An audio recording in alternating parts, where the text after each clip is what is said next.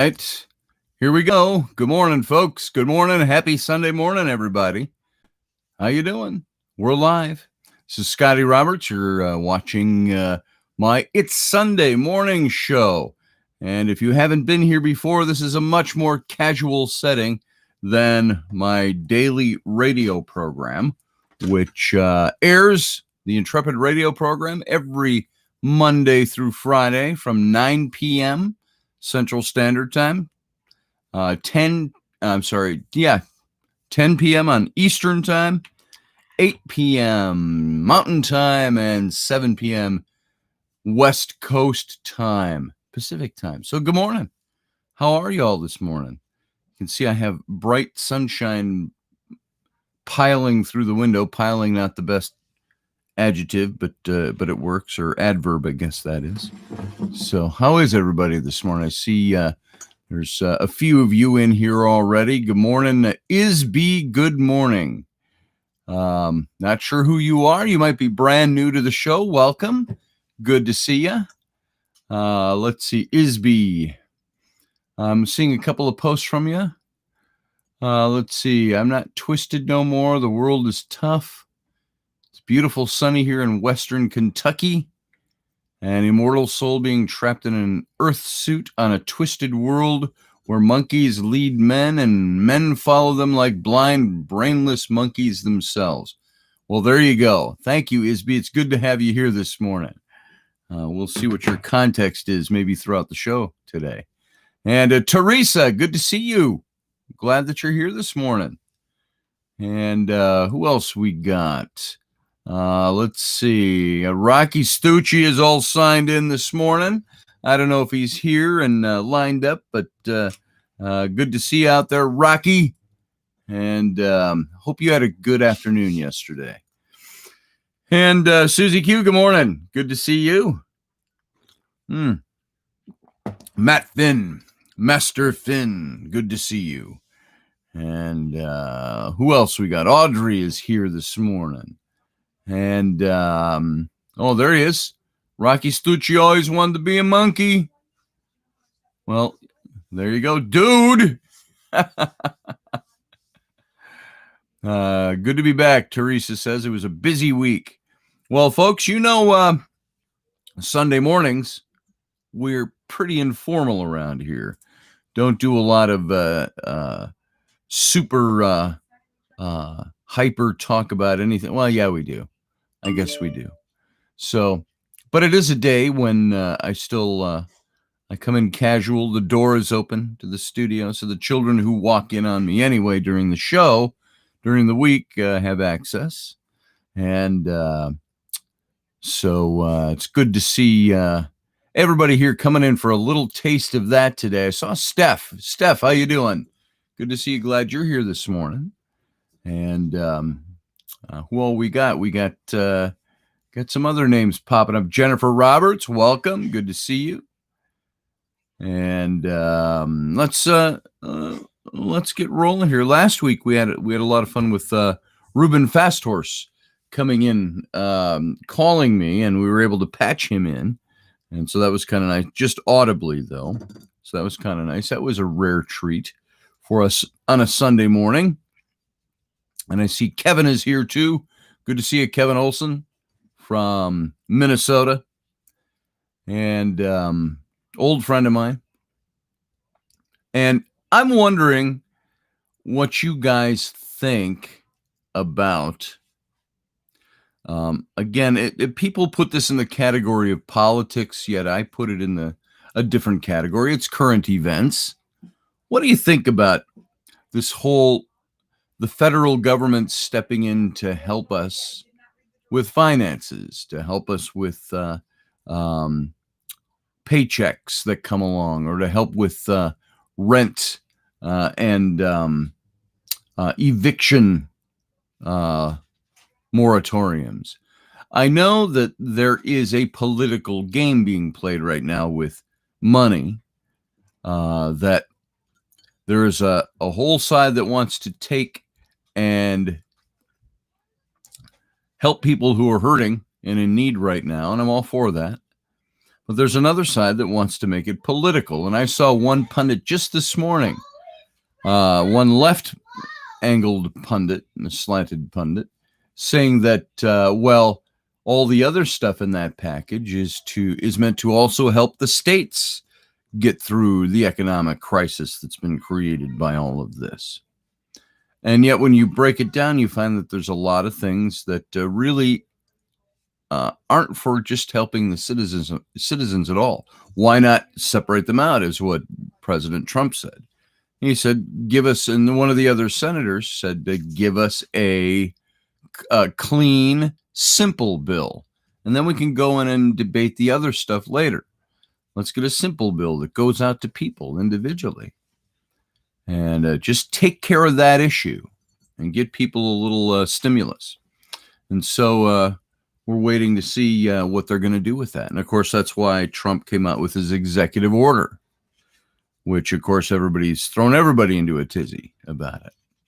So nothing's been done yet, though. So still nothing's done. But they had to make sure that all members of Congress came back from their vacations, their summer vacations, to vote on the postal bill.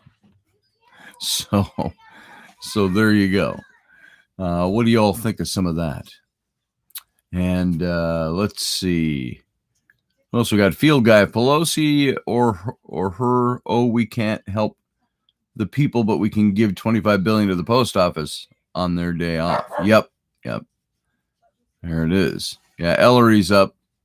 If you're already hearing that, I've got the door open on purpose today. We'll just see how it goes this morning. So, somebody said, hello, Ruben. Ruben Fast Horse is here. How you doing, Ruben? I'm not sure. Oh, have a blessed day. Chie, you have a blessed day as well. Misu. And Chie is big brother, and Misu is little brother. So, Anpetu Washte Yuha Ho. I'm not even sure if I know how to pronounce all of that. So, well, you too.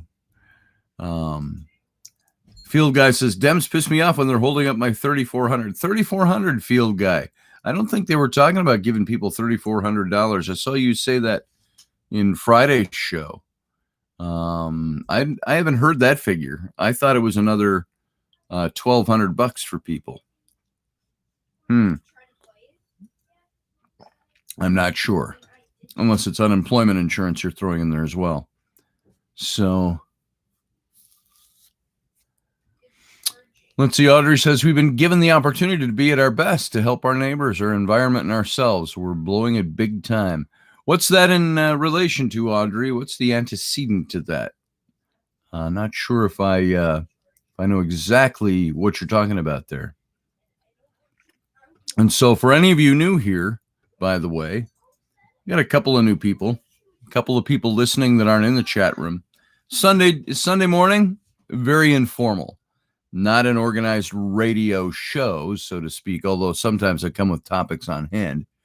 It's more to be able to talk to you guys in the chat room and get some topics out here and talk about things we're thinking about. So Matt Finn says, I think that's for a family of 4, $1,200 for the adults, $500 each for the kids up to 2 years old. Is it up to 2? Oh, up to 2 kids. We have 3 kids. I know the last time we got the $1,200 each for Rainey and I, and $500 per 3 kids. So, yeah, it's going to be either that or the other. I have no idea. So, let's see. Chase Corrigan, good to see you this morning. So, why, thank you, Isby. I'd say you are too, but I can't see you. And Leslie, good morning. Good to see you here. Good morning. It's my child. My wife is over here too. Rainey's in here. You can come and say hi? You're not going to say hi this morning? I want to sign in, check a couple things, and then I got to go in 5 minutes. She's got to leave to do a massage this morning, couple of massages. So she doesn't want to say hi to you guys. So I'll try to guilt her all I can before she walks out of the room. So let's see. Good morning, Rainey, Leslie says. Good morning. Leslie says, Rainey, miracle fingers on Sunday. Yeah. Yeah. And I get away from all the crabby kids because they are just bickering out there. Oh, our kids are already bickering. You can hear Rowan calling for mom. It's because they can't settle their disputes by themselves ever. Somebody took my pillow. Somebody's on my chair. Somebody needs help. Who needs help? Both of you. Dying? Are you bleeding? Go away. What? So there you go. Another kid comes stump. I think you have a sticker on your ass, Rainey. So I think it is, unless it was a logo at the top of her pants.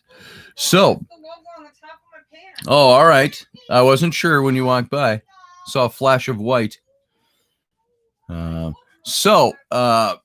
As you can see, I've come pretty empty with any earth-shattering topics this morning, but I am curious what you think about the vote, and the way I've heard it also put is that the Democrats in May put forward a complete plan, but the Senate shot it down. And why'd they shoot it down? It was so full of pork, it oinked. So all on its own. And it had nothing to do with just helping people out.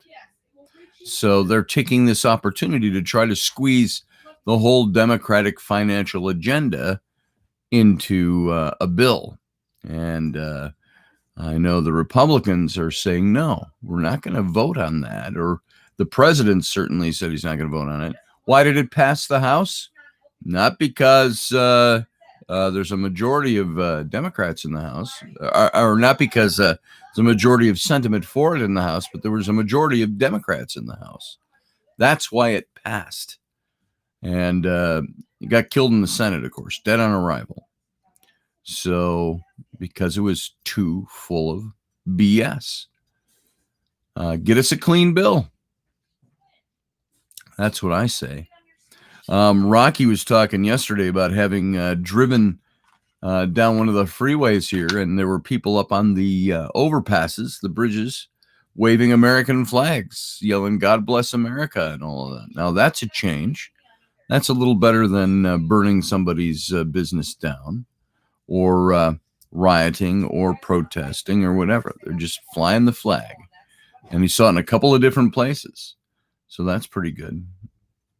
So I think, and again, I don't want this to be a political thing to talk about, but politics do, to one degree or other, monopolize everything that's going on right now. You open up your social media and you can see it. Oh, that's all you see anymore. So Jeannie says there's been riots and murders and cops and murders during the shutdown. So no, this pandemic was not the kumbaya moment. Cities are burning down. Oh yeah, there have been riots and murders and so on. The pandemic isn't responsible for, I think, the riots and the burning. It was, as we all know, racial conflict, the killing of a cop, the cop killing a black man. And I'm not even going to get into the numbers and the statistics on all of that. That was used as a triggering point by some to create rioting. So the country has gone nuts, Leslie, and we've had to deal with that firsthand. Oh, you had to deal with it firsthand yesterday. Yeah. You should type a little bit about your experience yesterday, Leslie. So let's see. Audrey says, Susie, that's why I said we had the opportunity and we failed miserably. Bless you. What opportunity? Again, I'm missing something in the conversation here. Audrey, what opportunity have we missed and failed at? Let's see. Matt Finn says 12,000 per person for 325 million people would equal the 4 trillion already spent. 12,000 for everyone. Think about that. That's 12,000. That'd be $1,000 a month. Yeah, you're right, Matt. Let's see. So Jeannie Griffin, good to see you second-handed. Come on into the chat room. And haven't seen you around for a long time, but good to hear your voice second-handed through someone else. Mother Nature is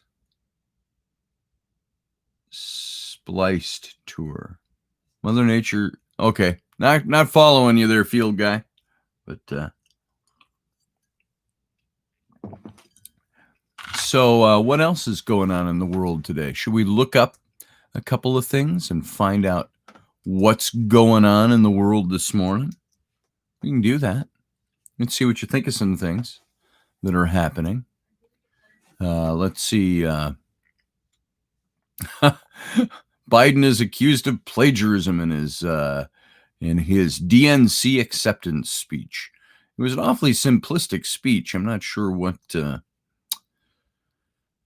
going on with that. We can open that up and look at that. And the viral video shows striking similarities of Joe Biden's 2020 DNC speech and the 2008 DNC speech, which was Obama's DNC speech. Let's see. What else we got going on this morning? I'm just looking at some headlines.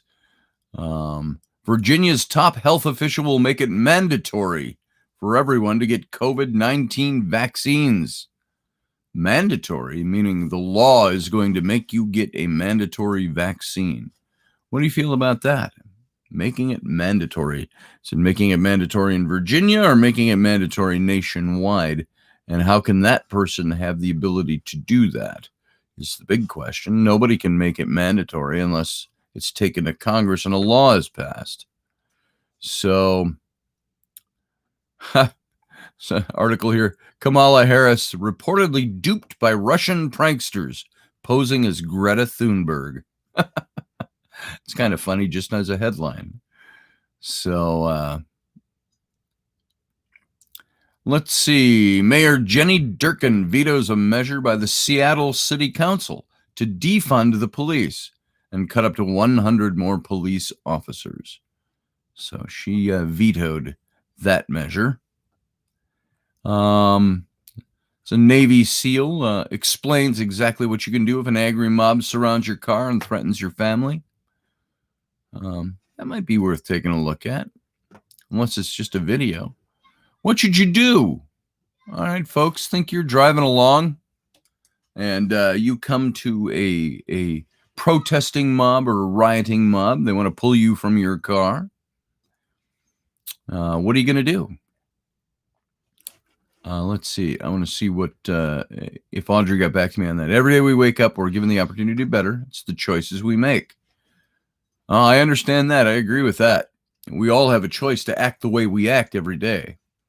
We have a choice we also, and you've heard me say this ad infinitum until my face turns blue, that being offended is also a choice.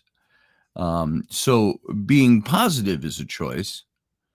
If somebody tries to offend me, if I feel that the system is working against me or offends, I have a choice to act a certain way.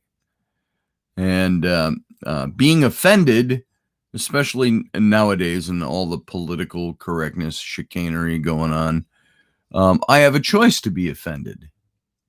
Offense is a choice. If I choose not to be offended, you can't offend me. You can't get through to me. You can't make me feel anything I don't want to feel, or I choose not to feel. So, Audrey, I agree. We're given choices to make things better. Sure. What are some of the choices we have to make things better? Let's talk about those. Folks, why don't you put in the chat room? Tell me things that that you would like to see, or that you would make a positive choice to do, to change things, to make things better. Is it as simple as, I'll help an old lady across the street, or I'll mow my neighbor's grass. Are those the things we're talking about? Let's see. Let's see what else we got going on in here on this. Chase Corrington. Good morning. I laughed my ass off when Nick Meeker thought he was going to enlighten the savages when we were the savages that needed enlightenment. You're so right there, folks. If you don't know, that's a reference to earlier this last week when we were talking about Nick Meeker and the agency there with the Utes back in history. And I thought it was only just that Nick Meeker was taken out pretty quickly too. He was killed in that what they call the massacre, the Meeker massacre. And you can go visit that site today where the agency stood. But of course, troops were marching on the Utes. Meeker was taken out rather early because I think because of the way that people felt about him. So. And Steph chose to go on a long Harley ride today to the White Mountain. That makes things better for others because I'm not home being pissy. There you go. So glad you had a chance to get away this morning, Steph.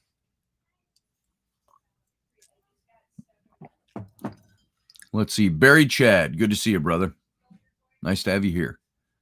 Going through, looking at more of these comments. I see a Sean is in here. Which Sean is here?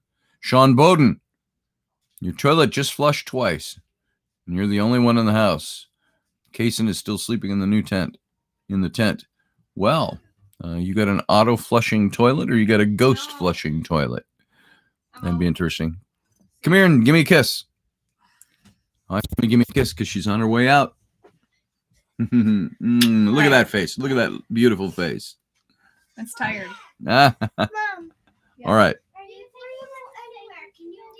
I told you I'd get her in here. So there's a quickie from my wife. So Sean's going to the beach at Double Bluffs today. All right, Sean, have a good day with that. You know, Audrey Rainey's got to go do a couple of massages today. So even though it's Sunday. So, but that's when people stay at these hotels over the weekends and stuff. So the spa she works for is attached to one of the hotels in Stillwater, Minnesota. And so she sometimes has to do her thing on Sunday. Hey, I just got a notification that this show is going on at 9:00. It's now 9:24 where I am. So, all right. Oh, Mo Morgan, says Teresa. Hey, Morgan, you're in here somewhere, huh? So, something's going on with Morgan. My husband passed away Saturday, so I'm doing nothing today. Well, I'm sorry. That was just yesterday. Sorry, Morgan, to hear that. That's not good news. So, my heart goes out to you. And so does everybody else's. So sorry that you've gone through this time where I know he hasn't been well. And so it's been hard, Morgan says. I'll bet it has. So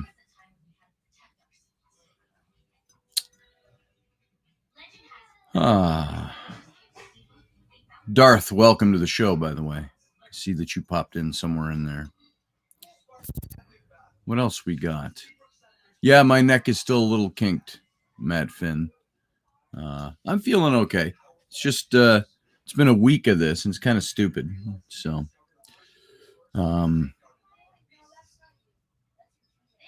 just hurts to do things, but that's okay. It's just part of life. If I was younger, I would be out playing football with it. So, let's see what else we got. Yeah, Audrey says, Morgan, please let us know if you need anything. We're all here to help. And hopefully that doesn't come across, Morgan, as just a platitude. If you need to talk, I know there's a lot of people here that will talk with you. I know there's a lot of people here that would reach out and help you if you need it. And beyond just social media or radio show, chat room. So, and as you know, hey, listen, and this goes for everybody. Some people think that this is a strange thing to do.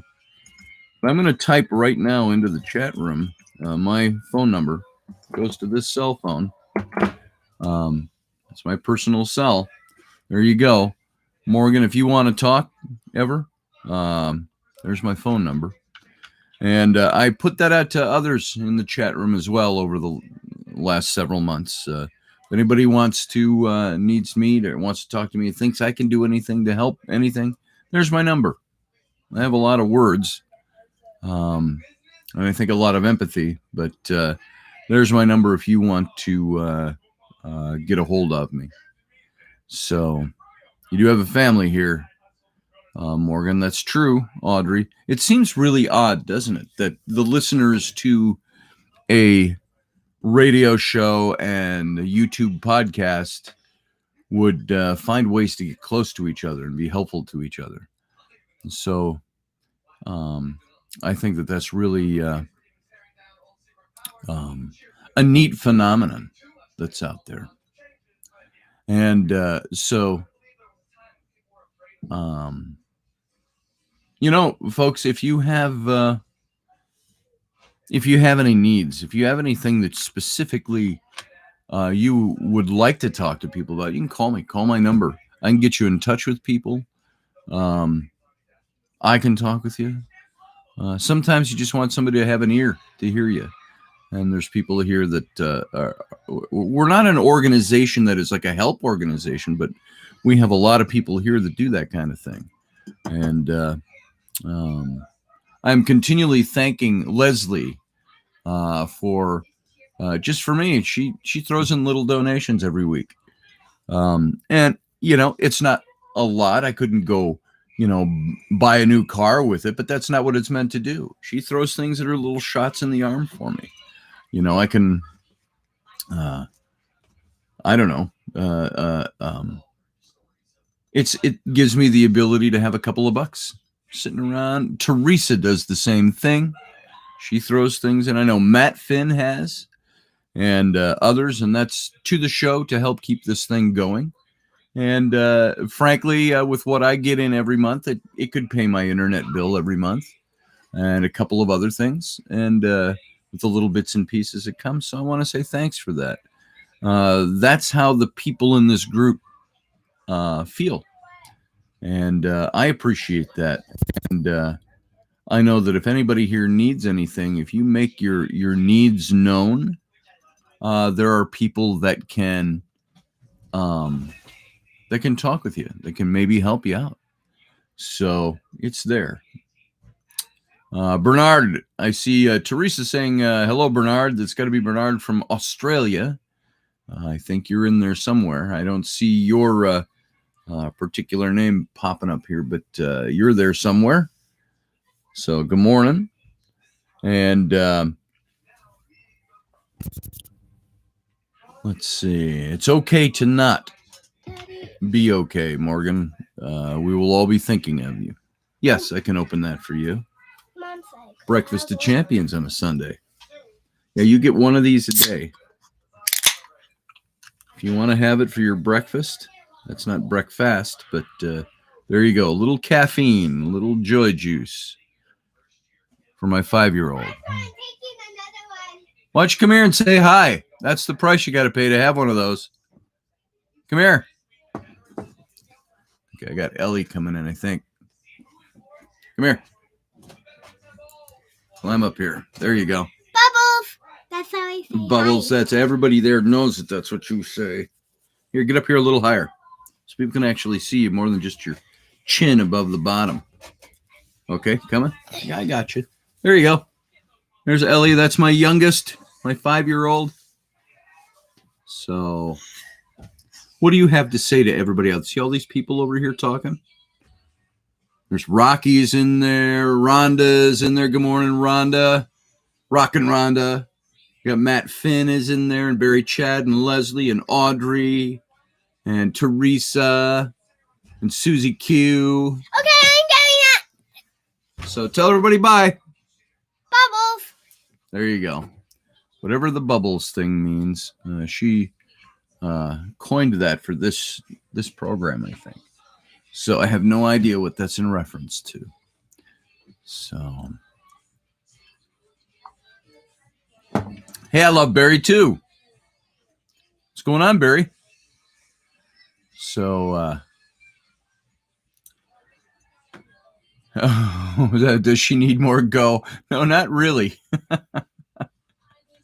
So, yeah, over in Australia where Bernard is, I don't know exactly what time it is over there this morning, but I know it's about anywhere from 11 to 14 hours ahead of us.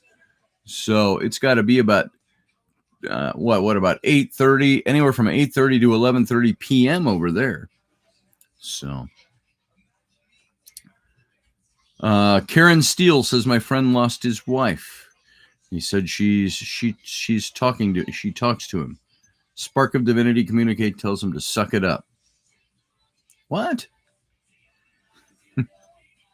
She's telling him to suck it up? Hey, Lucky Stone. So, yeah, it's good to have a tagline for your YouTube career. So she developed one early. That's right, Bubbles. There it is. Her toothless Bubbles. And, yeah, both of my girls knocked out a tooth before they were supposed to lose their baby teeth. Rowan knocked out one of her front teeth when she was 2. And so she was toothless for about 4 years till it grew back. And then Ellie did the same thing. And both of them swan diving off of something. So, his wife is telling him to suck it up because he died. Yeah, there you go. Voices from the beyond. They aren't always soothing, but they may have information they want you to know. So, hubby told me he will be an orb in the backyard, and it will blinking. It'll be blinking. So, Morgan, you apparently got to talk to him before he passed. Don't know what that situation is. That's still pretty fresh and pretty tender. Now, I know that you knew it was coming, but still, I would think when the moment comes, it's got to be. It still hurts, obviously, because that end is there. Even though you're not surprised when it comes. So, Rock and Rhonda says Maleficent and Spidey will be bringing smiles to the kiddies tomorrow. Doing a little cosplay tomorrow. Are we, Rock and Rhonda? That's cool. You watched them go for 2 days, Morgan. Yeah. You know, I had my we called him my brother. He was a good friend of my mom's, about my age, a year or two older maybe. And he was a good friend of my mom's for many years, a friend of our family's.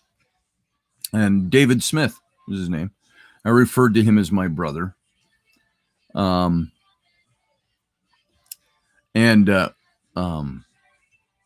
He passed away about, I don't even know how many years ago it was now, maybe 5 or 6 years ago. And we watched him go slowly. He is somebody who, he was a contractor. Didn't build houses, but he did everything else you could do with a house. And he was former military intelligence, Army intelligence. And he had been tortured in Iraq. And he bore a lot of the pain and scars for that. And he was a PhD twice over. And I don't even know what his PhDs were in.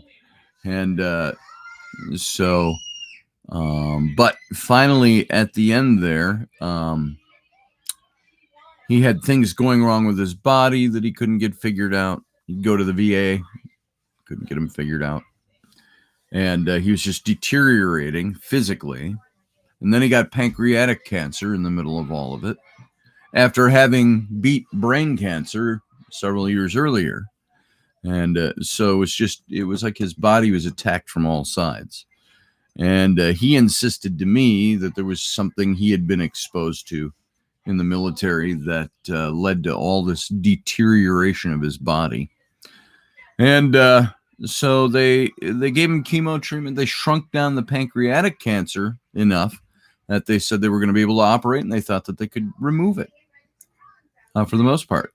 And yeah, the kids are having a party out there. I kind of tune them out when I'm doing stuff.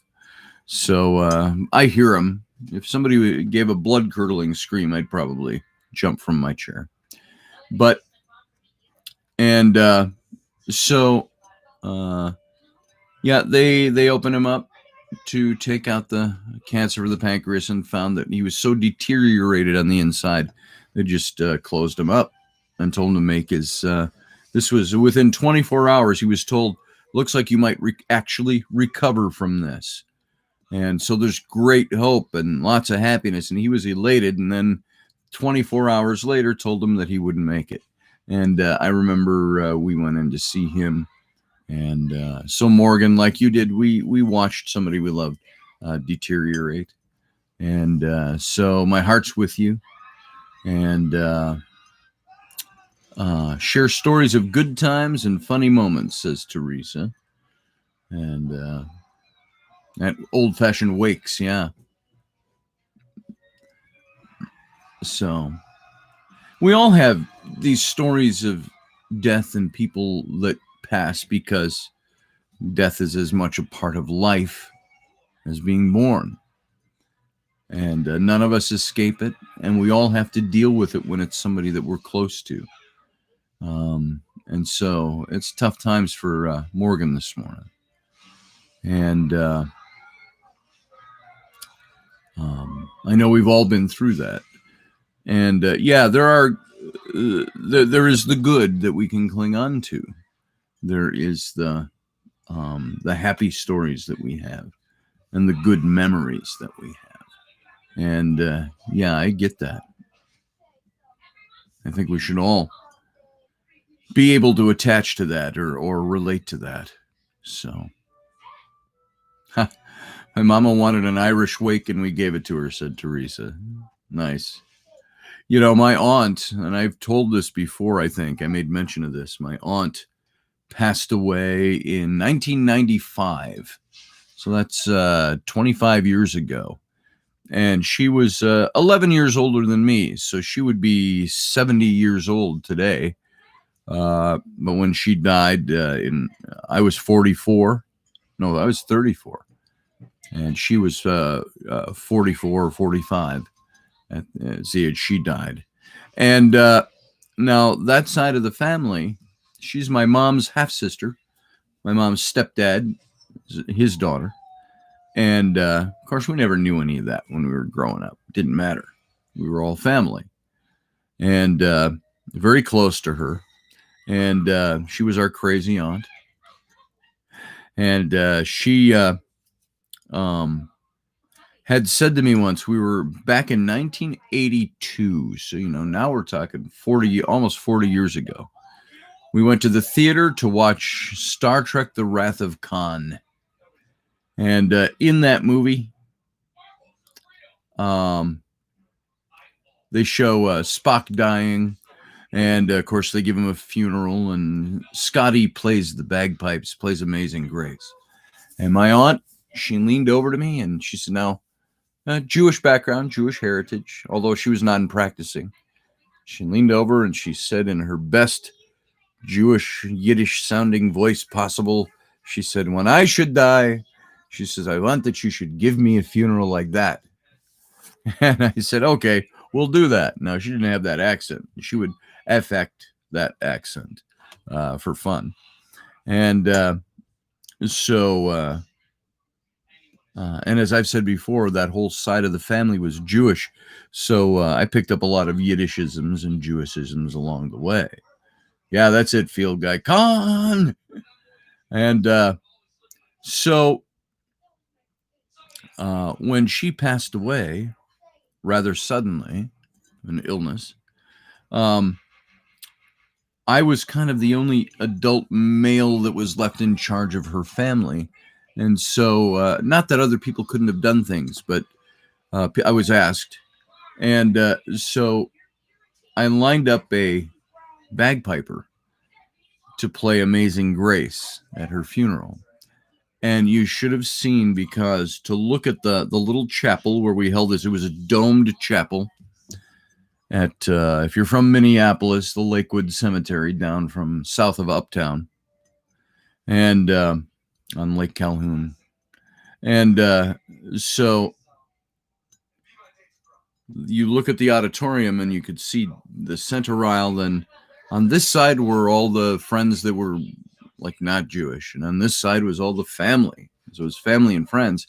There were a lot of Jewish people and in the family there. And so Amazing Grace started blaring out in this domed chapel, and it reverberated. And it was a piper in the full regalia and marching down the center aisle, playing Amazing Grace, and then standing at the front, playing and then marching back out. And so I told people after that, I said, that was something that Andy asked of me a long time ago, that she'd like to have Amazing Grace played on the bagpipes at her funeral. I said, so there you are, Andy. So, yeah. Let's see. I didn't get to say goodbye to my husband or Sissy. I was there holding my papa's hand as he took hers. He took his last breath, and what a blessing that was. Yeah, that is Leslie. I know there's a lot of pain we go through in life, and it's unavoidable. It's there. It's going to happen. It's going to happen to us all.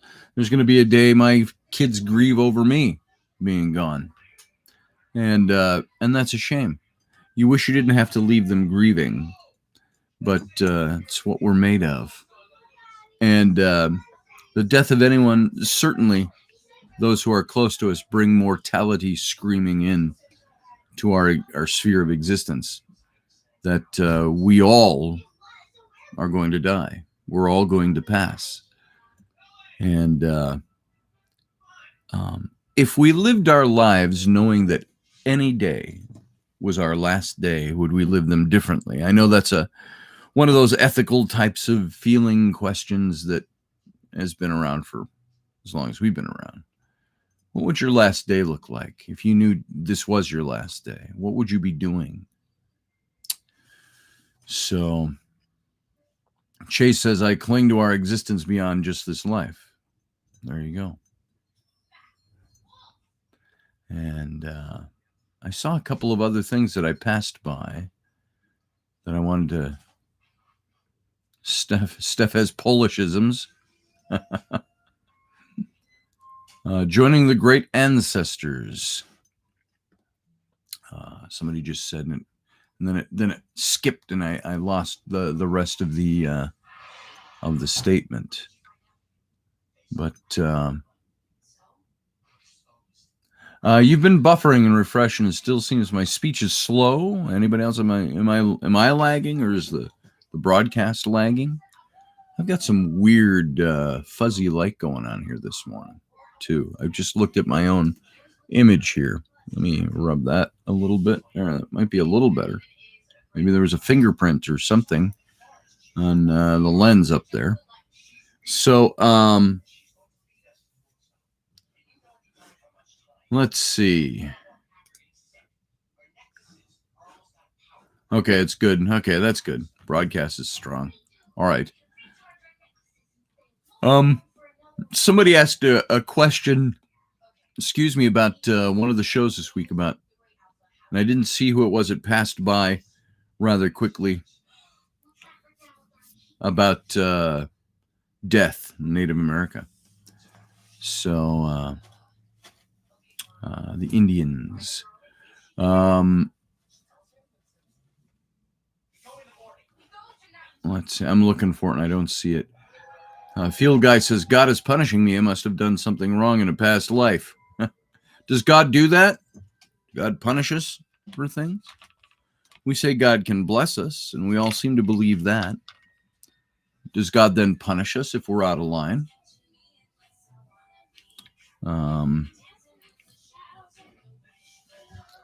Is that something you experience in your life? Do you believe that?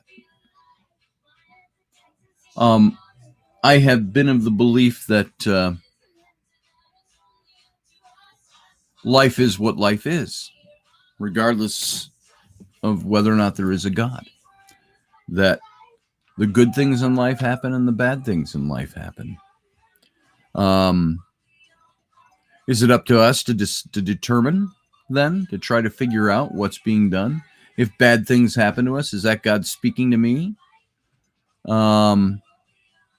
I've heard people say that they felt God was punishing them by taking a child from them. And I thought, well, what do you think the child had to go through? Is that to teach you a lesson of some kind?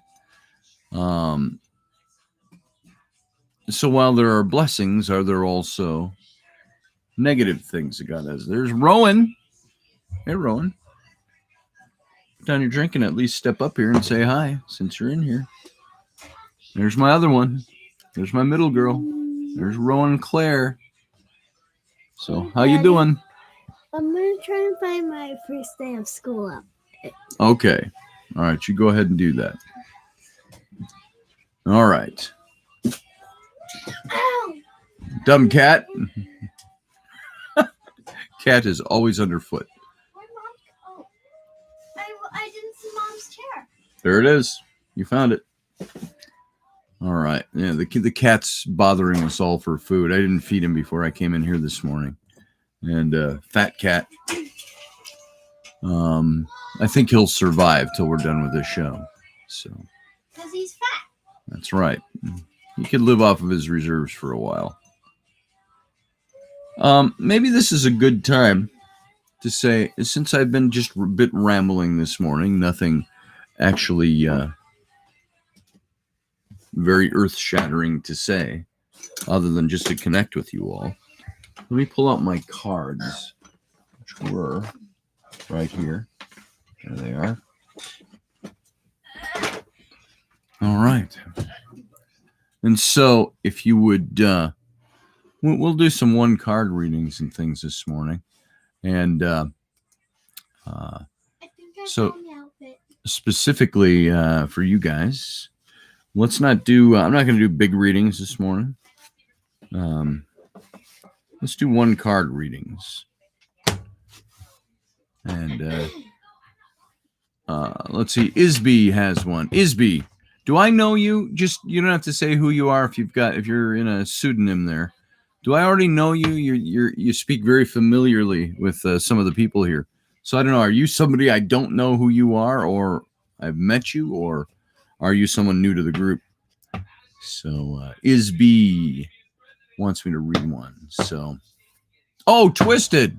Oh, that's who that is. I think I read that and it didn't connect for me. So, okay. I'll read you first. So let's shuffle up here for Isby, formerly Twisted, the chat room member formerly known as Twisted. Okay. I'm going to shuffle up 3 times for you. And I don't think there's any magic to the 3 other than perhaps that whole divine triune 3. So I've shuffled. Now, if you were here, and Rowan, if you're going to sit in here, I need you to be quiet. I've got the door open because it's informal this morning, but that doesn't mean come in here and make noises. All right.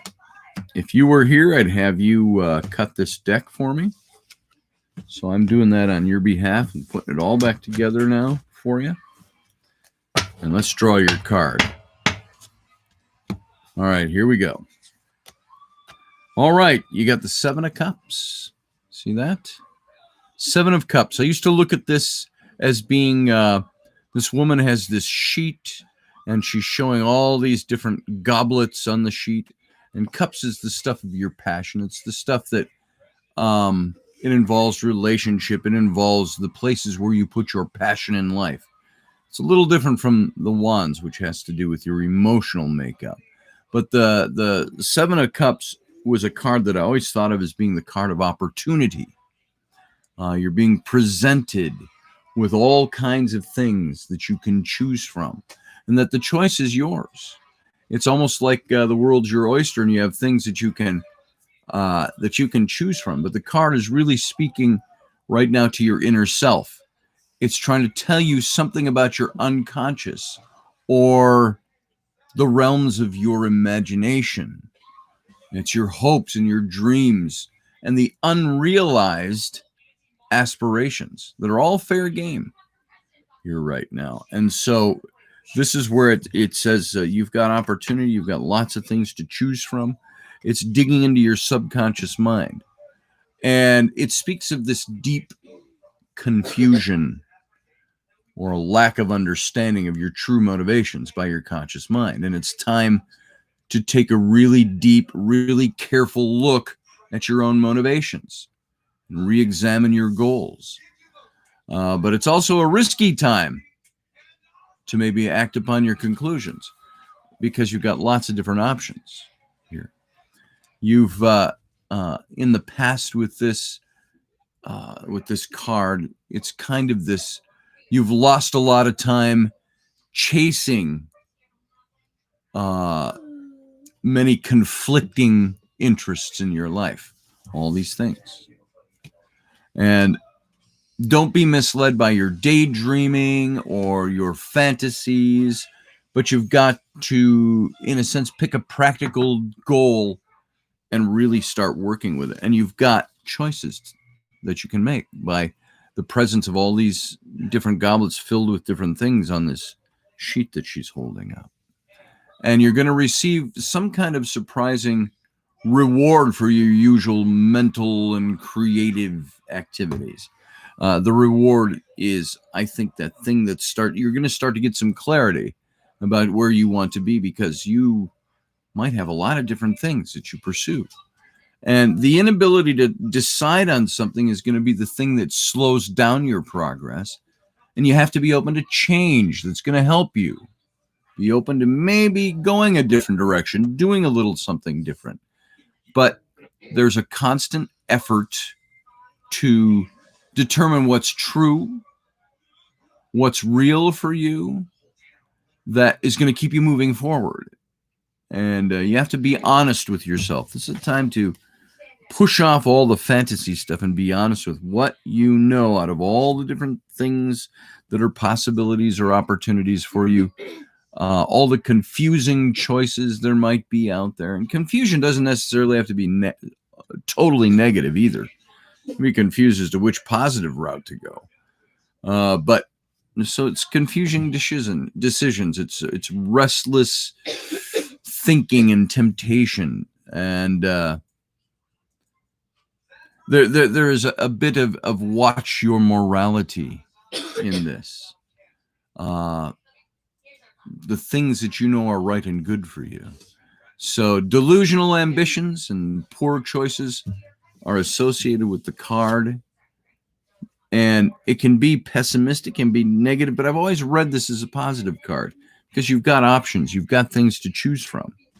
And that's what you have to focus on, is the good things, your strengths and stuff like that, in order to make decisions. So yeah, you say you got a lot of new possibilities in your life right now. This is saying don't go for just the daydreaming and the fantasy, which we all do, but go for the practical, that which makes a difference, that which where the rubber meets the road kind of thing is what this is saying. But you got a lot of opportunity. So not so loud, please. I'm on radio right now. Can't do it right now. Okay, wait till I'm done. All right. Yeah, you can do, thanks, Audrey. You can contact me about a 5-card or a 10-card reading. So just go over to my my website, scottallenroberts.com. Click on the tarot link, and it'll take you there, and it's all pretty self-explanatory there. And you choose which one you want. You make your PayPal payment. It'll come to me, and we'll schedule your time. So let's see. All right, who's next? Who would like to get a ring? Isby Twisted. It's hard making that transition to your new name, but hopefully that was meaningful for you and it means something to your current situation. You know, the tarot doesn't always deliver us things we don't know. Many times it just delivers stuff we're already pretty much aware of, and we need to know and we need to practice. So sometimes it's just the revealing of an affirmation of what you already know to be so. So there you go. All right. Who's next? Anybody keeping track of that? Oh, Field Guy, then Darth. Got it. Okay, Field Guy. Let's do you here. And this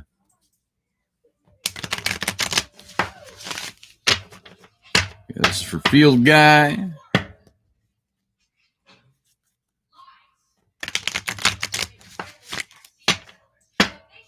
One more time. Field Guy. One thing you'll know for sure is the tarot is never rigged. At least not by me. So it's always going to give you what you need to hear. That's what I've learned over 35 years of reading cards. Okay, I'm putting this stack back together for you. I shuffled, and were you here, I'd have you cut that deck. So here we go, Field Guy. Here's your card. Ready? You have the Ace of Wands. The Ace of Wands. Now, in this deck, the aces, the person who put this deck together, is all about, there are 4 aces in the deck. They're all about messengers. And they're all showed as angels because it's that whole messages from God that are being brought for you. And the Ace of Wands. Wands has to do with your emotional makeup, Field Guy. It's the stuff that gets you going. It's in this card, and I've mentioned this before, in this deck, they show every ace card has some field of red in it. And here the angel's wearing a red robe. And the idea with the red is fire, it's exuberance, it's excitement, it's the things that make you go, the things that are the emotional drive in your engine. And this is the Ace of Wands can represent, all aces represent new energy, new beginnings to something. It's the first card of each one of the suits is the ace. And so it's the drive to get somewhere, to do something. And it's a message being delivered about that. And this suggests a new business opportunity because Wands has to do with business, the stuff that makes you go. Not necessarily finance, which is the coins or the pentacles in the tarot deck, but this is the animus that gets you going, the drive to make things happen. So this could be a new business enterprise being undertaken. It could be interpreted as childbirth. Now, I don't know that you, from our other conversations, it sounds like you might be childless and remain so for a while, to say that lightly. But whatever it is, it's something new that's coming along that's going to involve your life and take over your life. And it speaks really strongly to characteristics that you're going to need to succeed under new conditions of things changing for you. And you're going to need to harness your potential for innovation, for enthusiasm, for ambition. It's going to bring about, all of this will bring about, if you harness it the right way, it brings about a positive outcome in this. And you have to re-examine your goals. All the goals you've had in the past, it's time to kind of put them out there, re-examine. What were my goals? Did you have goals? This is where I want to be. This is what I want to do. This is how I want to achieve that. This is saying re-examine all of that stuff. You might be limiting yourself by the goals you've set for yourself. And I know I've heard you say it tongue in cheek, never going to find a partner in life or get married. And, you've said something along those lines. Maybe that's because your goals are set too high. Maybe change your goals. Maybe you're limiting yourself. Open up the opportunities. There's inspiration that's building. It's building inside of you. And it's going to vent its energy. Here's the warning. It's going to vent its energy destructively if you don't use it creatively. All right? That makes sense to you and to everybody listening? If you have energy, this inspiration building and this positive energy, if you don't make it work for you, it could eventually work against you. So make it work positively and creatively rather than let it on its own become a destructive thing. So there's a new beginning at hand and you're very present. And it might take the form of a new phase of life, a new enterprise that you're undertaking, a new project or a series of inspirational things that you're trying to accomplish.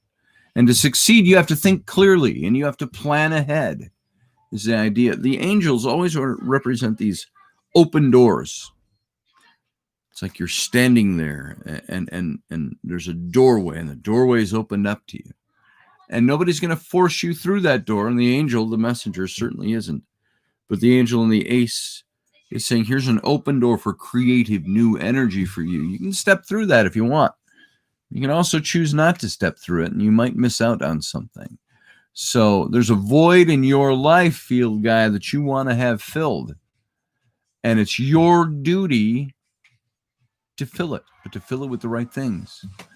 And so this could be the birth of something powerful and inspiring that's going to come. And it could take a new project or something creative that you'll be taking on. And so this is a really positive card in the sense that it's saying, take that creative energy you have. And we hear this stuff all the time. We hear people always saying, we hear in tarot readings and psychics and, there's some great energy coming your way. I've heard that recently about stuff I'm engaged in. But you know what? If you don't do anything to make that happen, then, or even identify it, might just fizzle out on you. So this is your opportunity to move something forward, to reassess your goals, to find out if this is where you want to be. And so there you go. Hopefully that's helpful for you. Let's see. I saw a field guy pop up here. You can't even get hired at a fast food joint. Sadly, they tell me I have too much experience. You know what? I face the same thing. I was looking for work a while back, and I brought my resume in thinking, surely I can. They needed a cashier at a local gas station. Surely this will work for me. I've got experience. I know how to manage people. I know how to manage companies. I know what I'm doing. I've had all this experience. Surely my experience will get me that job, because it's simple, cashiering, and I think it was assistant manager for the evenings. And I thought it'd be a good way to bring some money. And this is about 10 years ago at least. And I got turned down because of my resume. You're too experienced for this. They just wanted a high school kid in there doing something in the evenings. And I said, well, I'm experienced. But too experienced, too much of a resume. I had to be I had to be a loser to get the job. I had to be somebody who had never done anything.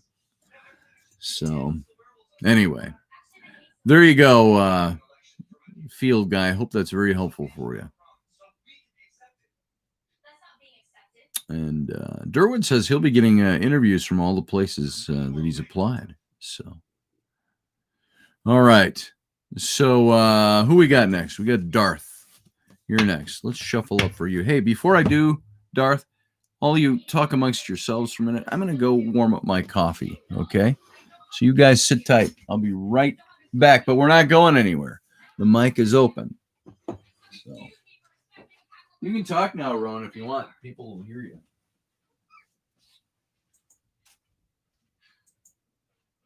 Hey, Flynn.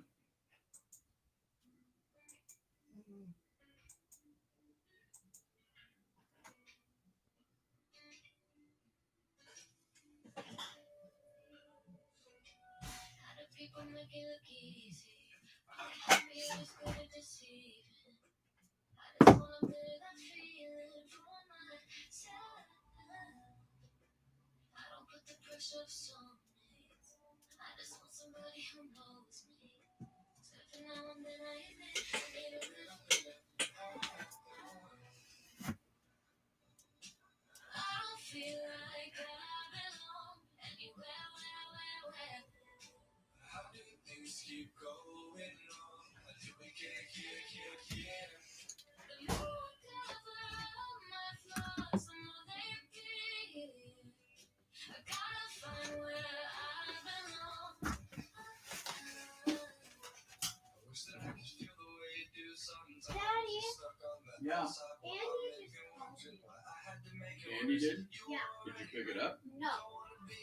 Because I got there right before it hung up. Okay. Thank you. All right, I'm back. Got my coffee. Let me hold on a second here. I know we're doing our informal show this morning. Let me just text somebody and tell them I'll be right back with them after this is over. It's a client of mine. So hang on. I think it's important to let them know that right now.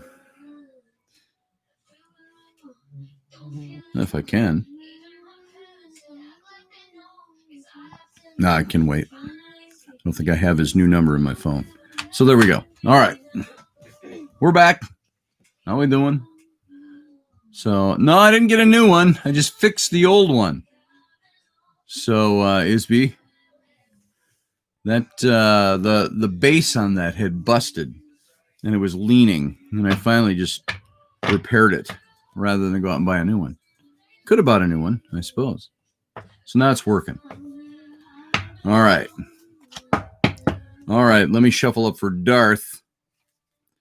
Darth, front and center. Here we go.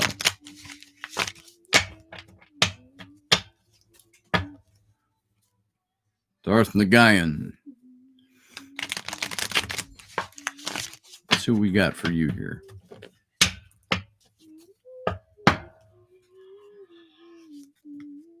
All right. 3 shuffles. All right, Darth, if you were here, I'd have you cut this deck. And so I'll do that on your behalf right now.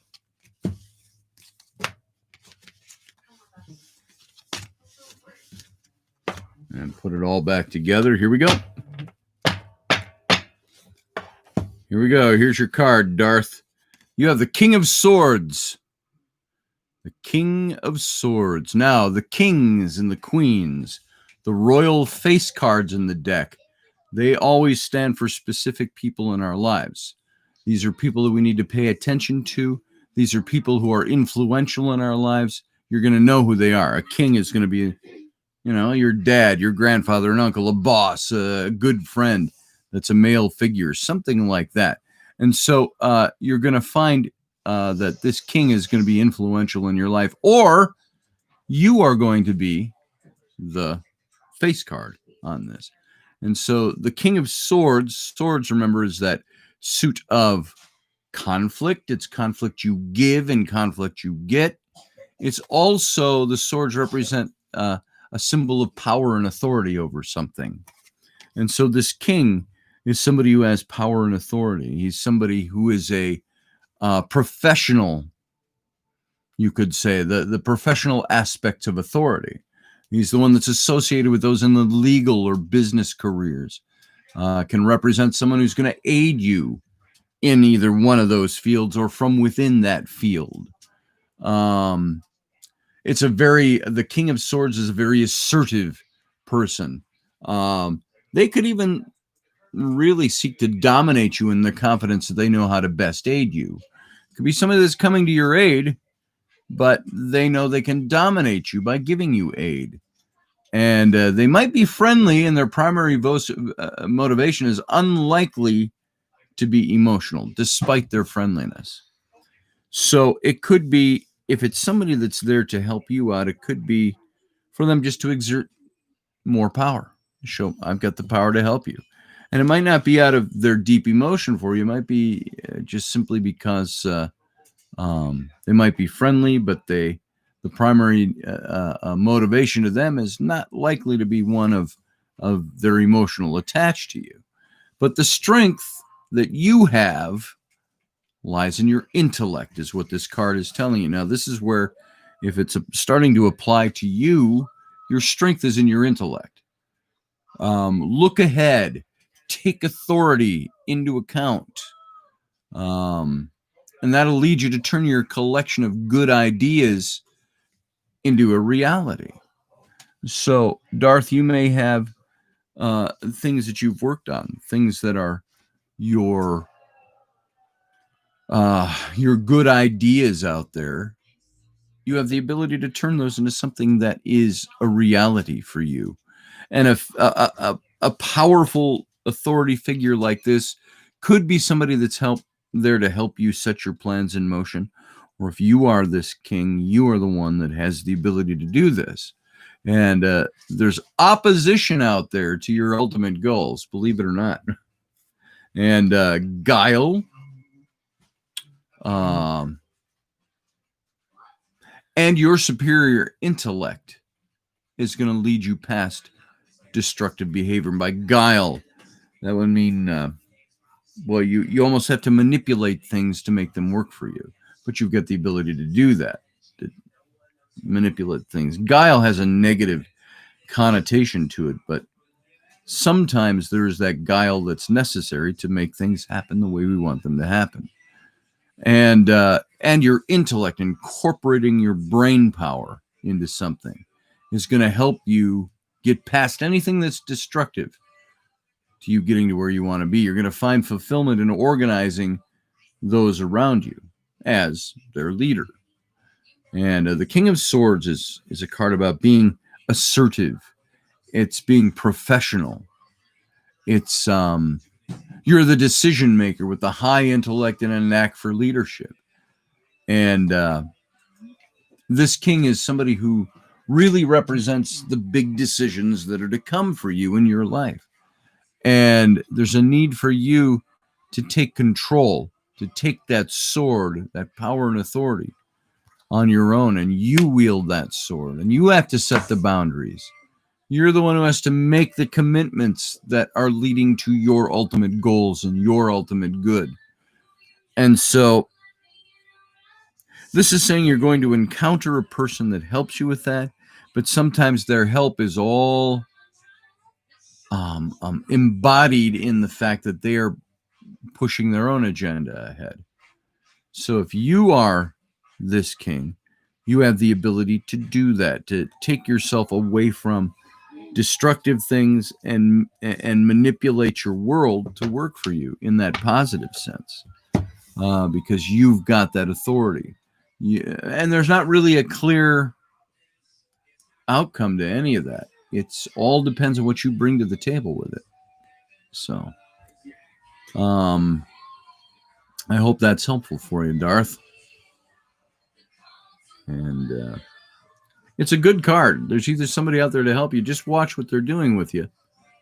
I'm trying to think of a good example of somebody who is there to help you and happy to do it, but they've got their own strings attached to it. So be careful of that.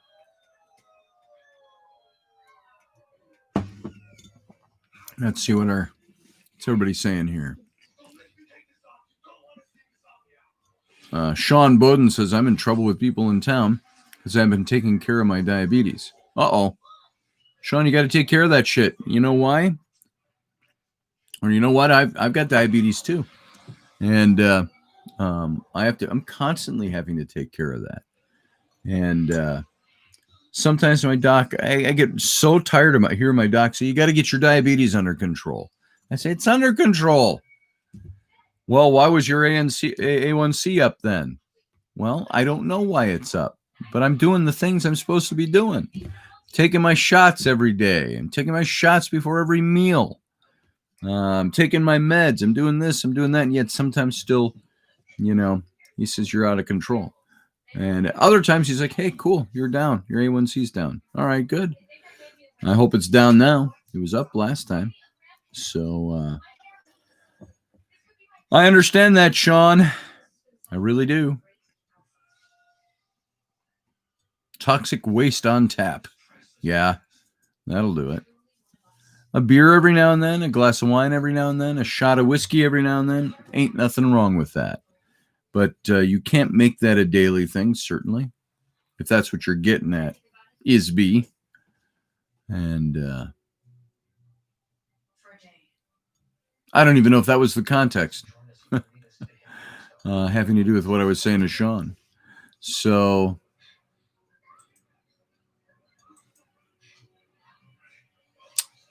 I'm just looking to see what people are saying. Isby, I put 4 drops into a 30-ounce cup of distilled water. I miss what you guys are talking about. But Durwood says, every time I try to move forward, something impedes me. Yeah? Doesn't that sound like a lot of us? We all face that? The things that get in our way, the things that stop us from moving ahead. It's time to reconnoiter, to step back and look at your goals and find out what's going on. So,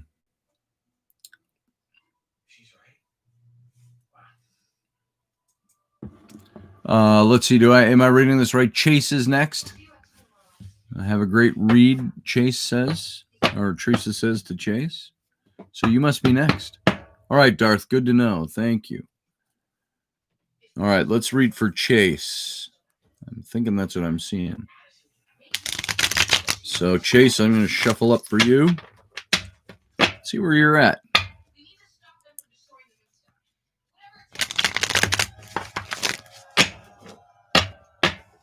One more time for Chase. Chase, if you were here, I'd have you cut the deck. So let's cut that deck for you. You say that every time, though. Yes, I do, because I shuffle it every time. Good observation, small child. I'm not small. Smaller than me. Because you're old. That's right. Old and bigger. All right, here we go. Chase, let's draw your card. All right, I get with you the Hierophant, Chase. The Hierophant. A Hierophant is somebody, you can look up the word. It's somebody who, here, we'll even look it up. It's a professional. It's somebody who is in let's see if it's an A-N-T, yes. Hierophant. It's a person, especially a priest in ancient Greece who interpreted sacred mysteries of life or esoteric principles. So the Hierophant is all about somebody who stands for tradition, convention, and it's somebody who is there to help you move forward. I've always looked at this card in a couple of different ways, just like the King of Swords that we had. This can apply to another person, or this can apply to you. You are the one who the Hierophant, or you need to seek the advice of somebody in a professional position who can be that Hierophant for you. And this card can mean many different things. At its root, it represents doctrine. But doctrine can come in the form of teaching, guidance, rigid authority. And where it appears for you, since we're doing a single card reading, it's not in a spread, it stands by itself. And it's your own approach to morality, to religiousness, to social conventions of the world. And it shows the path toward fulfillment. And there's value in an ambition from your past. Look to a strength that you may have neglected, is what this card is about. Look to the strength you have that you maybe haven't used or played out to its fullest or let go along the wayside. And this is saying that the opportunity for work or study under a superior who knows more is maybe approaching you. It's the opportunity it's like apprenticeship or learning from somebody else. If the others around you are capable of being wrong, so are you. So you need to look to the Hierophant, the one who has the ability to see things, because they have the skill to do so, the skill set. And this is also something that says you can look to the support of a solid organization, structured principles like a church, like a coven, like the different places where we find that we meet together and have somebody who is a Hierophant there, a leader there that we can look to. Now is a good time to seek that person out or to seek out that structure. And your actions should be motivated beyond your selfish reasons, or there's not going to be much reward out of them. And so the Hierophant is a symbol of education and tradition and knowing something. And when you get this card, it's suggesting that you need spiritual guidance, or you need some good advice in your life to continue moving forward the way you want to move forward. It's also indicative of conformity, religious approval, and it doesn't have a positive or a negative to it. It's kind of a card that says, whatever you're doing, whatever's going on, either play the Hierophant to yourself, meaning you need to study something, research something, know what the hell you're talking about any given thing in order to advise yourself about it. The Hierophant doesn't suggest that you go out to have drinks with your buddies, coffee or beer or whatever it might be, and make your decisions. Now here's what you should do. It's not that. That's not what a Hierophant is. A Hierophant is somebody who is studied and learned in their field. It's like you wouldn't go drinking with your buddies at the bar to get advice about how to, to mend a broken leg. Maybe you could get some good advice. Well, you know what I heard you should be doing? But no, you go to the doctor. You go to the professional.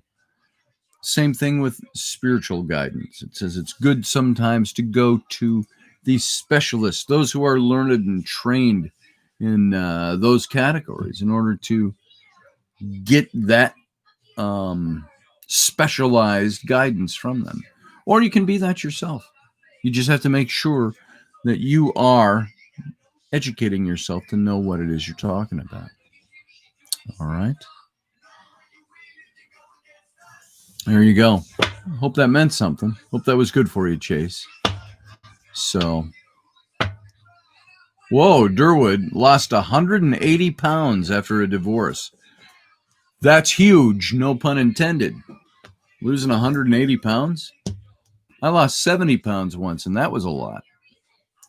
So, well, you're 6'3" and 280. There you go. Well, I'm just under 6 foot and 265. So there you go. I know that. It was 290 about a month ago. So,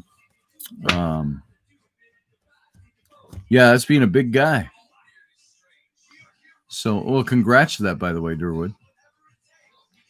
So, let's see. Look on the label, say sugar-free. If there's any sugar, alcohol, or any words that end in itol, like maltitol, sorbitol, not good. Okay, that's good to know too, Audrey. 5'10", 220 pounds, says Field Guy. 220 is my welterweight. That's my fighting weight. I met Rainey when I was 210, so 220 is actually pretty good for me. So right now I'm 265. So 55 pounds off of this frame, I'd be in my pre-meeting Rainy days. She was impressed enough with me at 210 to 215 in that range. So if I got back to that weight, I'd feel pretty good about myself. So yeah, Durwood, that divorce can do that to us.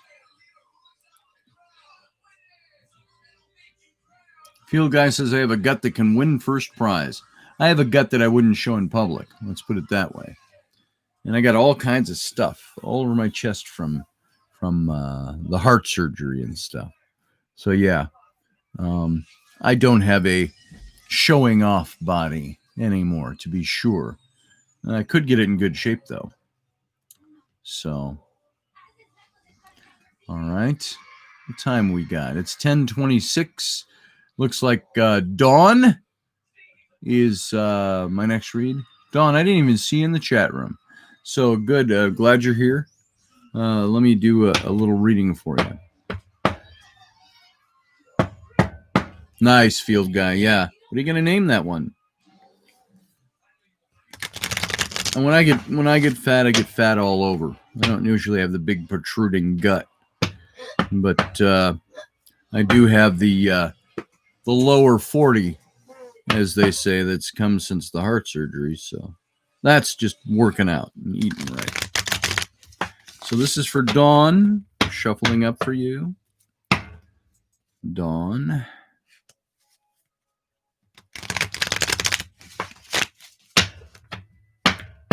Okay, Dawn, if you were here, I'd have you cut the deck. So I'm going to do that on your behalf.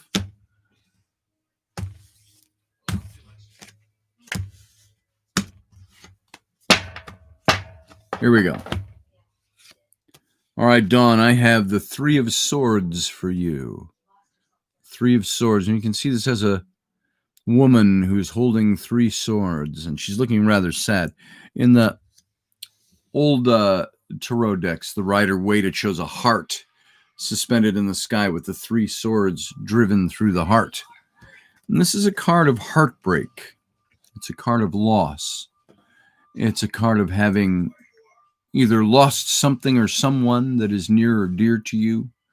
It usually has that idea of a breakup of that kind, of some kind. And it's heartbreak. But it's temporary heartbreak. And I'll explain this a little bit here. This is talking about significant pain that's going on in your life right now. This pain is likely caused as the result of a conflict with somebody. And it could be disrupted partnership, friendship. It's that kind of conflict. And this pain might be part of a new beginning of some sort, but you have to face your pain honestly in order to overcome it. Why did the pain occur? Why did the break occur? Why did this thing occur? Is it a relationship thing, or is it a something else that's going on in your life? Usually this is the sign of a broken heart that's as the result of something gone wrong in relationship. The card represents great emotional and physical pain that you're still nursing. You're still licking the wounds. And a letting go of accountability might allow you to embrace the opportunity to create something new that's provided by the recent destruction of something that you once loved. As many times we see in the tarot with cards like the Tower or death or things like that, they all represent traumatic changes or big changes in our lives, but they're changes out of which a new chapter is open and ready to be written. That could be a possibility with this. This is saying that you're soon really going to experience some emotional upheaval if you're not already in the midst of it. And it's suffering, but suffering that leads to a better future, which is already seeable at this point. The path ahead of you is being cleared out to make room for something new. Now, we don't always feel that way or think that way or even want to think that way when we're in the midst of heartbreak from the loss of a relationship of some kind. We're not going, yay, something new's coming. But that's almost the stance you can take. You can grieve in the loss of something or the pain that's going on as a result of something, but you can also know in your head that this is limited because something new is out there being built. And I'm going to come right into it headlong. And it's only your decision how to make use of the opportunities that are going to be presented to you. It's your decision. So while this card indicates the presence of pain and suffering, either through an emotional loss or the end of an emotional relationship or a partnership or a heartbreak through separation, the emotional disturbances, the mental anguish that come along with all of that are a positive, because it's going to open up you to the light at the end of the tunnel and building something new. So it's definitely a card of heartbreak. Now, that's a little more specific than some of the other cards get in a single card reading. So I'm not sure where you are in your life or what's going on, but this is one that, if it's not a specific relationship with a singular person, it's dealing with some emotional loss, a breakdown in emotional. The things where you found emotional comfort or partnership are broken down now and they don't exist anymore. And so this is the broken heart. But the broken heart is something that can also mend itself very quickly if you look for the ways to mend it. So there you go, Dawn. There you are, Dawn Jessica. Spirit is confirming what I already know. There you go. Well, you're welcome. And that's what I say. Many times the tarot is going to tell you not much new other than a confirmation of who you are, where you are, what you are. The beauty in going through the hurt of this is knowing that that is also something that is setting you up for the next new thing, the better thing. So there you go. All right.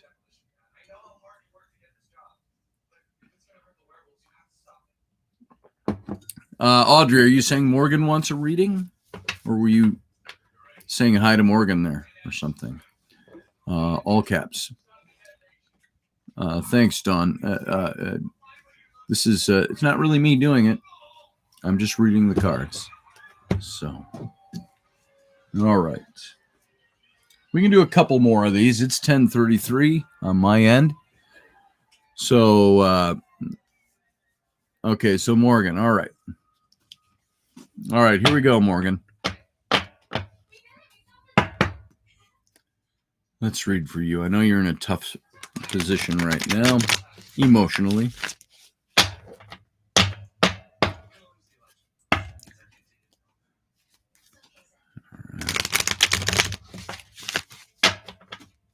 Okay, this is from Morgan.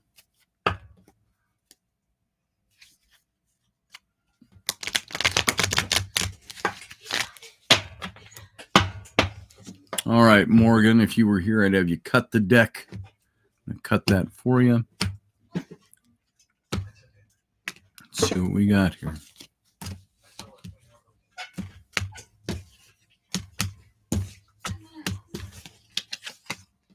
All right, Morgan, here's what I've got for you.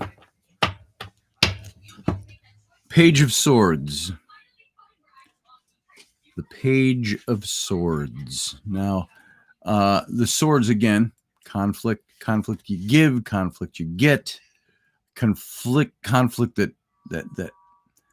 messes with your life. The page is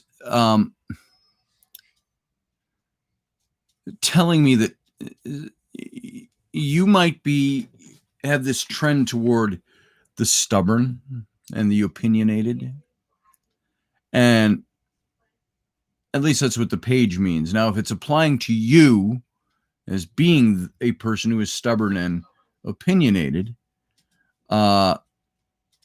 take a look. Let your eyebrows raise a little bit. I was talking about you. But it's also indicative of a strong analytical skill and an energetic nature. You have a predilection toward identifying the core of an issue and acutely assessing your own stance on these things. And this is going to allow you to become an excellent negotiator.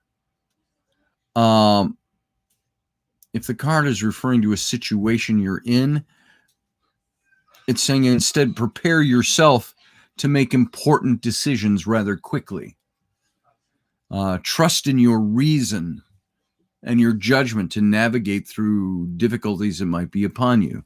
And we all in the chat room, we all know what happened just yesterday with the loss of your husband. So my mind automatically wants to apply things to that, but it might not. It might apply to other things. This is why I always tell people when I do a reading for them, I say, don't tell me what's going on. The less I know, the better, because I will tend to start looking for a message for you based on that thing that you tell me, as opposed to, that's what I will tell people when I do readings. And since I know this about you, I don't know if this is what it exactly applies to, but it might. But let's continue on. I'm not trying to be unfeeling about your situation with your husband, but what I am trying to do is blank it out, push it out, and just see the card for its meanings, okay? We'll apply it if we think it applies. Now, the ability to lay dormant within you is being brought to the surface. The events of your past are leading you to activity, and the time to carve out your own path on your own is at hand. And that sounds like it links in with yesterday.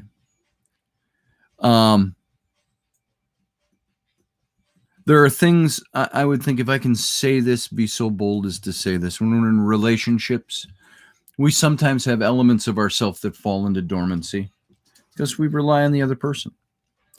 It's not that we don't have our strengths and stuff, but when that other person is suddenly gone, all of a sudden that dormancy has to come to the surface.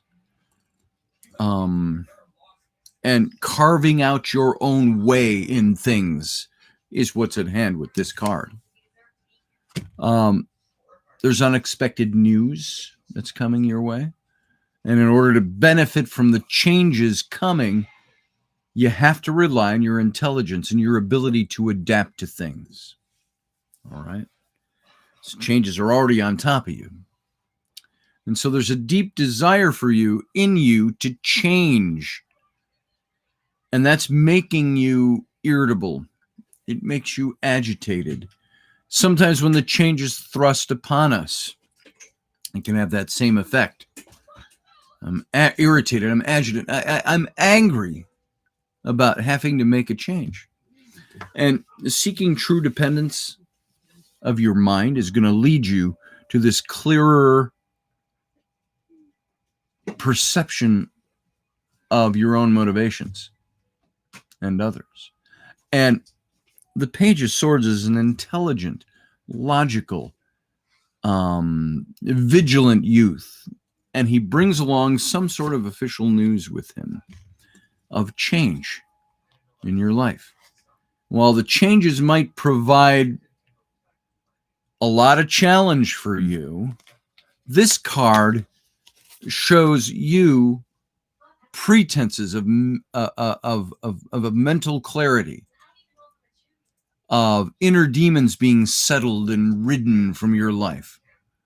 It's a positive card because it's saying you're relying on the things that are in you that may have been dormant at one time, but now you have the ability to move those things forward. And so face your demons and they'll flee. So you've got the intelligence and everything to handle the change that's there. There you go. Morgan, that's what I see in this card. I think I can see things where this applies to your current situation, although it might mean something else entirely different. Maybe the way things work, I was supposed to know about your situation when this card came up, because this is encouraging you to trust what you have inside and to not be surprised that the things that have been dormant in you have to resurface now and help you make the good decisions and take the right path. So there you go. I hope that was meaningful for you, Morgan. And again, sorry for the loss of your husband. So, folks, that's all the reading I'm going to do today. So, but we can chat for a little bit here. Oh, Durwood wants a reading? Okay, I'll end with Durwood. We'll do one more for Durwood here. And let's see where you're at. Yeah, let's do Durwood. I felt a lot of that with Morgan.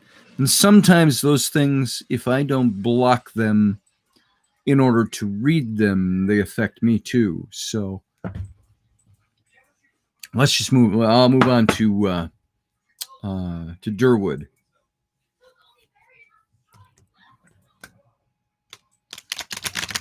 Yeah, I got this, Durwood. I got this. I'm good with this.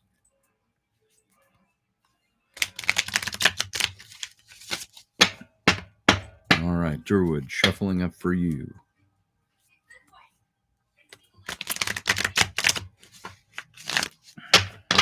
All right, Durwood, if you were here, I'd have you cut this deck.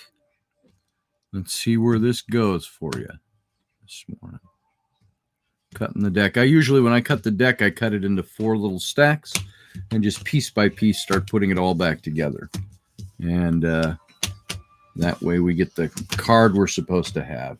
All right, Durwood, what I've got for you, I flipped it over already, is the 9 of Wands.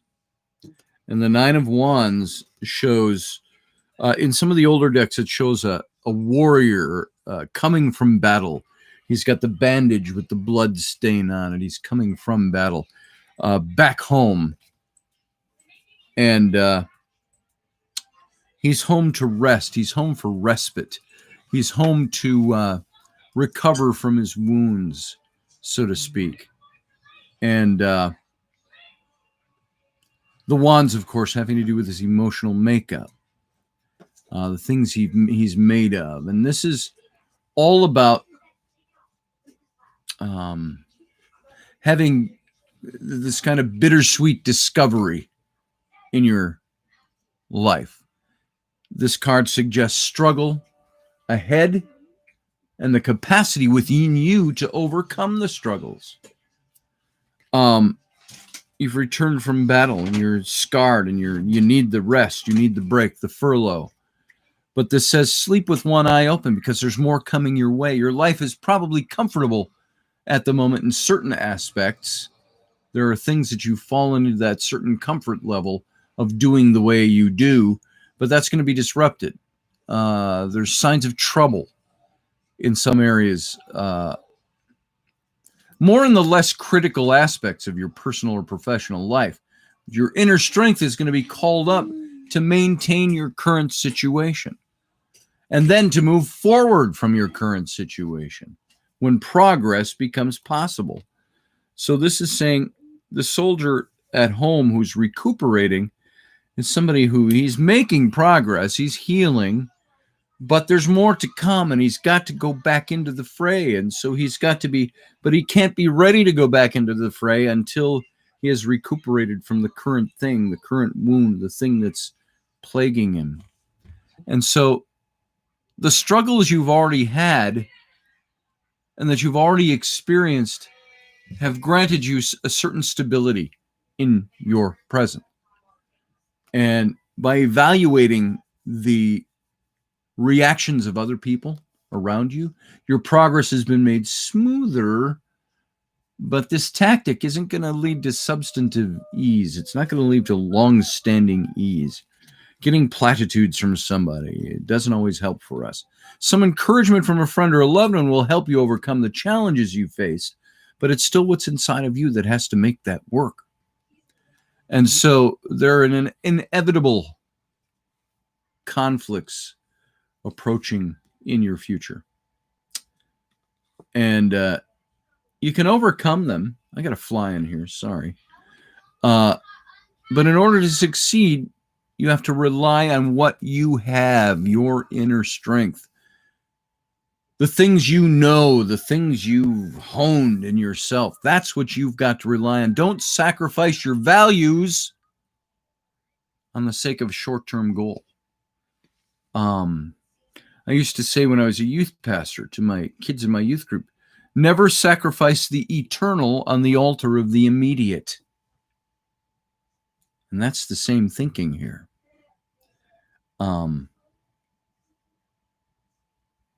keep your eye on the long term.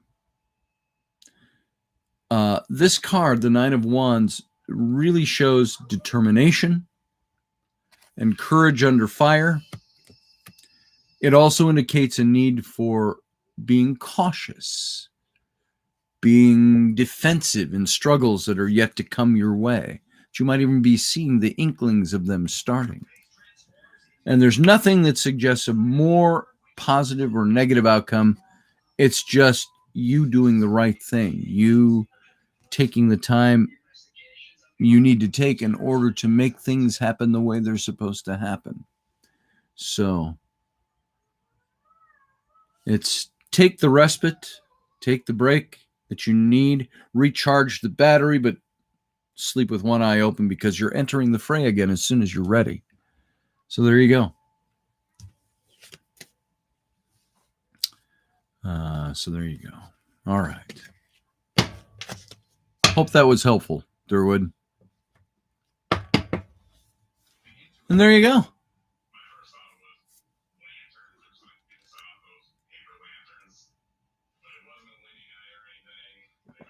Oh, spray peppermint around the entries and that keeps the flies out? Yeah. It seems like they just wait at the door. You open the door, you're in and out, and you see 5 flies fly in. It's like you've got billions of cubic airspace to live in, but you wait at my door for it to open it up. So there you go, folks. Thanks, Audrey. You're welcome, Durwood. I hope that meant something and that it was good for you. For all of those you who got a reading, I hope that it was meaningful for you. Yeah, me too, Leslie. You can just be sitting. You can be sitting watching TV, and the flies want to just annoying as hell. So, yeah, the fly, help me. So Barry Chad says, when I grow up, I want to be like Scott. Well, I'm not grown up yet. So when you're half grown up, so you can be like me. There you go. Thank you for that, Barry. So thank you, everybody, for being here. I appreciate it. It means a lot to me that you're here. There. Got the cards all bagged up. We'll put them up there. And it means a lot that you take your time to be here. I don't know that Ruben was here at the beginning. I don't know that he has a show on his Zoom today or not. That's not Crisis out there. It's just kids playing. So, Ruben, if you're still listening out there and still attentive, let people know if you've got your class going on today. I'm just going to check my email, folks, see if he sent me anything. If he did send me a Zoom invite, I can pass it on to you. Nope, I don't see anything. So there you go. All right, guys. It's Sunday. It's still before noon for many of you out there. Some of you, it still is everywhere in the United States before noon. So you all have a good day today. Have fun. And join us tomorrow night, 9 p.m. Central Standard, 10 p.m. Eastern, 7 p.m. Left Coast for the Intrepid Radio program. We've only got really a few episodes of this left that we're going to do. We're kind of working our way up to Wounded Knee, and I did a series on Wounded Knee that lasted 4 or 5 episodes a year ago. And so we may approach that topic again to wrap up this series as we get there. So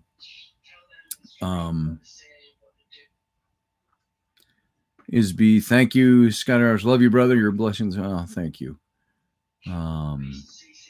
Thank you very much. And boy, that's all I got, folks. So be here Monday through Friday, 9 p.m. Central Standard Time. And we'll carry on with this. And trust me, while we've been in this Native American series for 6 or 7 weeks now, we've gone on with this. We do have a lot of other stuff we're going to hit, other topics. I just wanted to concentrate us all on this rather than spread it out and intersperse different things in the middle. I think it gives us a good history. It gives us a good way of thinking about our past, where we're going. History we didn't know about. So there you go. So, folks, thanks for being here this morning. And I'm going to go hang out with my kids while Rainey's got a couple of massages today. So she'll probably be back mid-afternoon. But she's got tomorrow off. And generally Sundays and Mondays she takes off. But she had some going on today. So that's good. That helps her a lot. It helps her to know that she's contributing financially. It's, there's this thing, and maybe we'll talk about this one of these days, but all of you who have been moms of kids, and you've been stay-at-home moms especially, you start to feel like you're not contributing to anything because of the intangibles that we pass on to our kids that use being a stay-at-home mom. And Rainey has done that. Where she feels she hasn't been helpful is when we have rough times financially because I've been the only breadwinner and we hit a slump or something like that. And I have assured her that we're doing fine. And even though we aren't wealthy and we don't have lots and lots to fall back on,